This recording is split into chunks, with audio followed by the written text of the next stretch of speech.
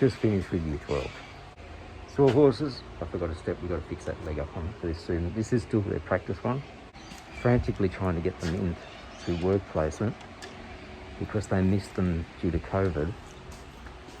Not a lot of employers want to take students on again.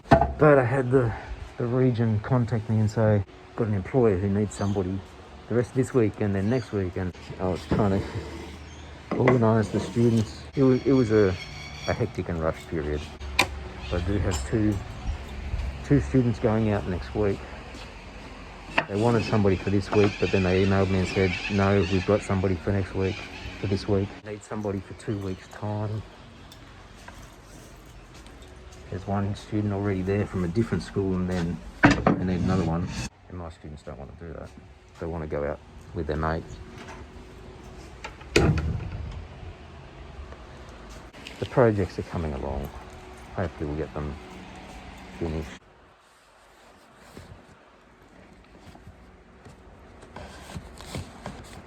Managing to make some adjustments so they can get through and achieve. COVID has really knocked the kids around. I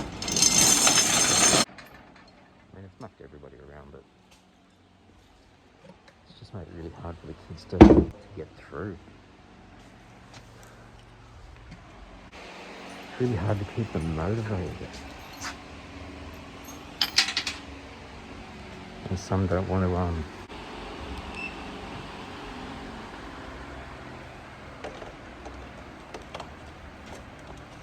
There's still some apprehension about travel, working in close proximity with people, taking public transport, and I get that. But the biggest thing is you want to get them through. But there's 2 kids going in our workplace for next week. That Regions just sent me their paperwork, so I'm going to go and get that all printed out so they can take it home, sign it, bring it back. At the end of the day, just had year 9, gosh, I feel crazy. Smaller class today, there's been a few kids away. I think just about all the kids are onto the little knick-knack box that we're doing now. It's the little things that can make life a little bit easier. And our one of them is this. We used to have a pad bolt here with a padlock, and this is our storeroom.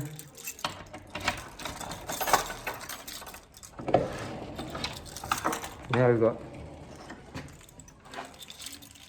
latch door, and on the inside a handle to be able to lock it. Now the important part about that is same thing happened on this side of the storeroom. Little latch door. We can now go through to the other room. Before you had to go all the way around the outside and go back into that room to get the padlock to either unlock or lock it, and now we can do it regardless of what room you're in. You can just do it from one side or the other. It's only been like that for 17 years. So much easier than mucking around with padlocks. And also mean we don't need that key for that padlock anymore, because this is a more common key throughout this area of the school. But the kids who were here today were working really well. It was good. Kind of finished the day on a good note, and it's nice to be able to finish the day on a good note rather than having a class that makes you stressed or whatever. Because there was some moments during the day that weren't so fun. But this lesson and the one that I had with Year 11 Timber just before lunch sort of made up for it and made the day feel a bit better.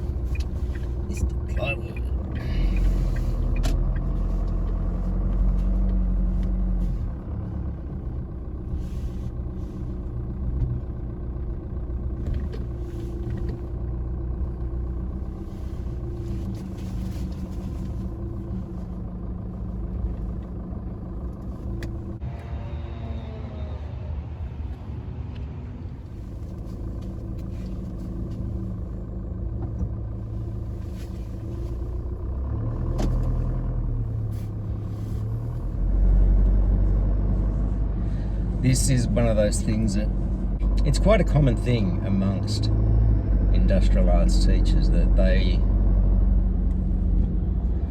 will pick up materials for their students. They will more often than not have a vehicle that can do that. Now, I've just stopped at Mr. Ply and Wood. There's several, it's a franchise, I believe, and there's several of them around Sydney. This one in Penrith I've been going to for materials for both home and for school for about 18 years at least, because when I got my house I had to do stuff on it, and we've just always bought ply and sheet goods from there for work.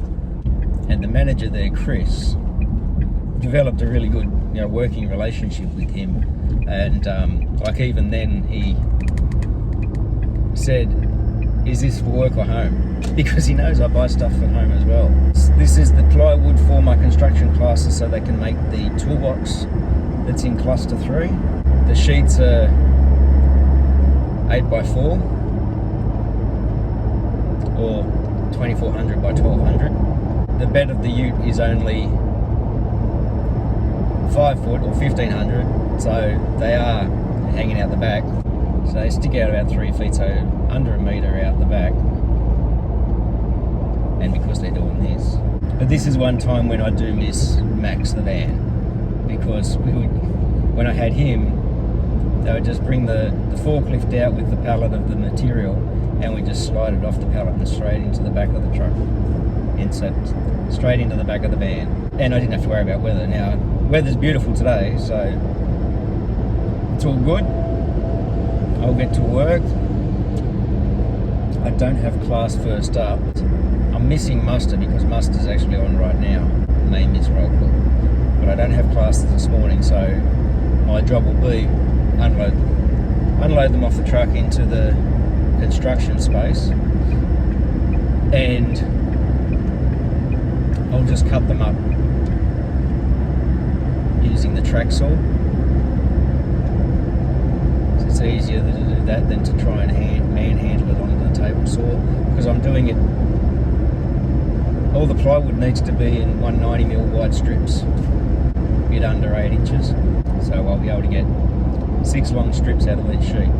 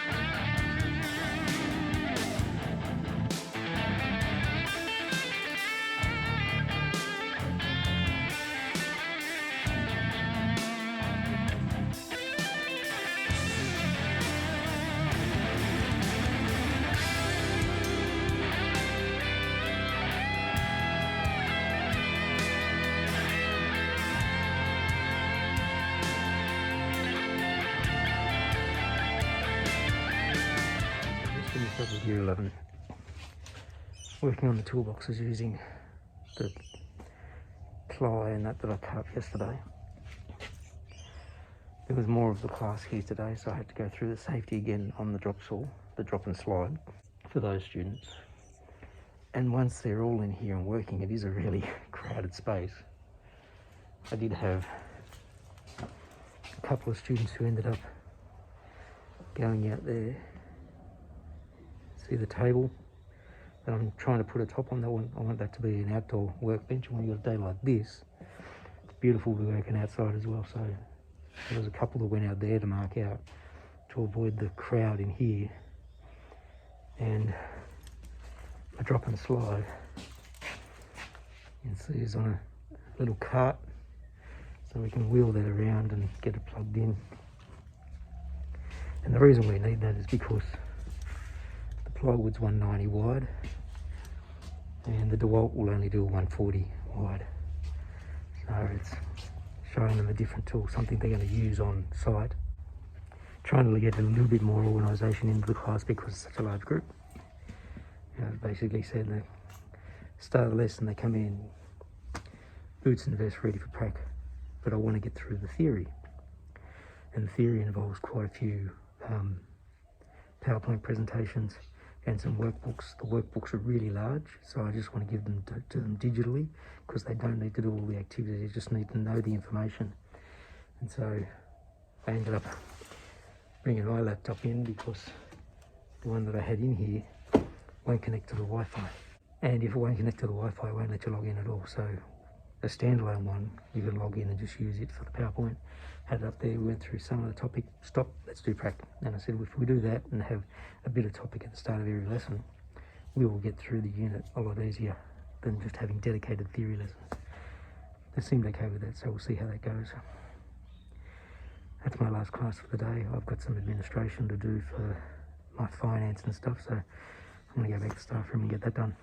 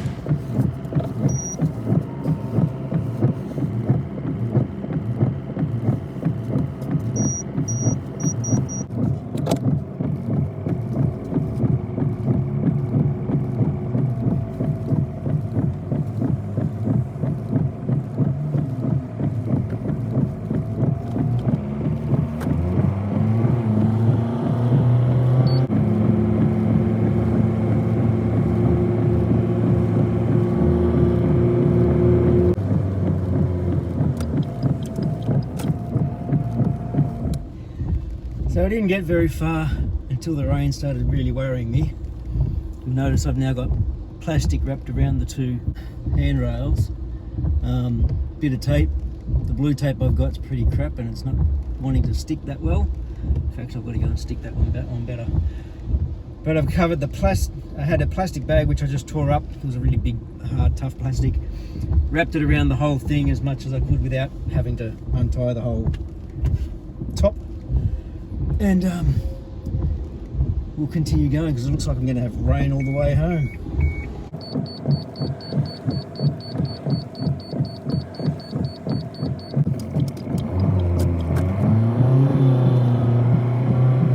Hoping that that's going to protect them enough from the rain. There's a section just here where I've got it on, because I've got no roof rack yet. I've got the cushions from the dog beds here sitting on the roof, and then I've got straps going around basically keeping it all tight on the roof. So there's no chance of those going anywhere. However, the straps are going to vibrate with the wind because I've already heard them doing that, so that's going to get annoying. I tried wrapping some masking tape, some of the blue tape I've got on it, to see if that would help stop or dampen that vibration, but the tape I've got isn't that good and it wasn't sticking. The handrails did get a little wet. If it doesn't rain on me the rest of the way, that's excellent. But I just didn't want to take that chance of them getting absolutely drenched on a 1 and a bit hour trip to get back to the house.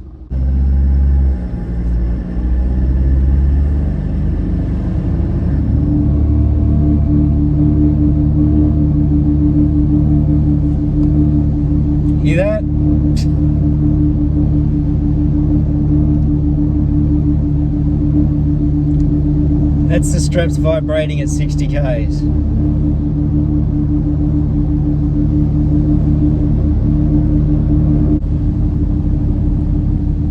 Maybe if I wrap some hockey straps around them, that'll stop that. Gotta find somewhere else to pull over.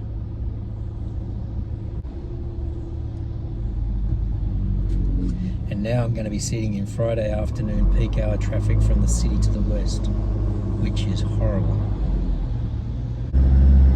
Looking at the GPS, and it says the way I'm going is going to take an hour and 9. And if I wanted to avoid the toll roads, it would add an extra 34 minutes to the trip.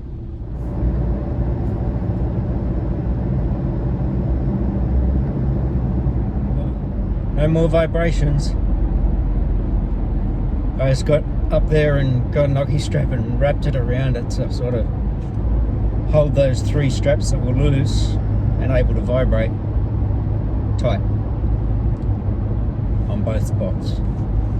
And there's no noise right now, and there was no noise at 80. I'm doing about 70 now, so I might be right. Weather's horrible and rainy. It's federal election day, so I'm going to the nearest polling booth to roll the dice. Just been working on my uni assignment while it's wet like this, and I sort of looked at the time and went, oh, I better go and vote before I forget. So I've done my democratic duty. I have voted in this year's federal election. I think the one thing that's bugs me a little bit about our system is that you don't get to actually vote for the person who's going to be Prime Minister. You're voting for the party. So I'm voting for the local member here of the party that I want to be in power. One of the good things about our system is that we have the preferential voting. And if the first person that I choose doesn't get enough votes in there and they get knocked out, then I've basically said who I want my second vote to go to, and third and fourth and so on. It's not little games between political parties to say, oh look, well, I'll give my vote to you if I get knocked out type thing or whatever. So that's one bonus. Voting closes, I think, at 8 o'clock. No, 6 o'clock. 6 o'clock. And they start counting. I guess it's just a case of fingers crossed for the people I voted for, and that the rest of the country hasn't been hoodwinked by this idiot party that strongly resembles MAGA. They even made their slogan, "Make Australia Great Again." How original is that? Rich businessman who thinks he can be a politician, and all he is one of these people who's corrupt and makes money for themselves. Ripped off the taxpayer so much when it came to COVID relief funding. He got millions from the government in COVID relief, and then he laid off workers and didn't pay their redundancies. He made the Australian taxpayer pay it.